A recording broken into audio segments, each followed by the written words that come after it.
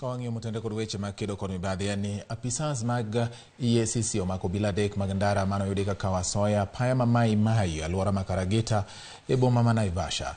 Obila mar ang'wen to ne opuso ng'wech ma oringo e kinde meko ma kamano ka bende ni omuojo magina e kor lwasi. Obila go osechwalo log tich mar EACC ka nonro dhi nyime e wi mibadhi ma itudo godo. Ochwalgi nyaka e bomani ma Nairobi.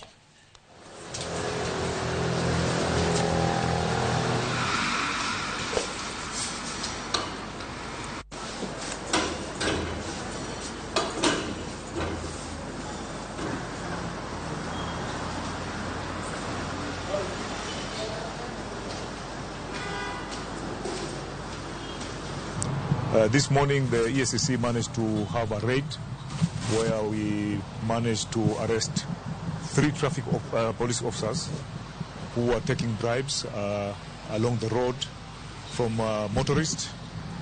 One policeman managed to escape. He was armed and he tried to fire at our officers.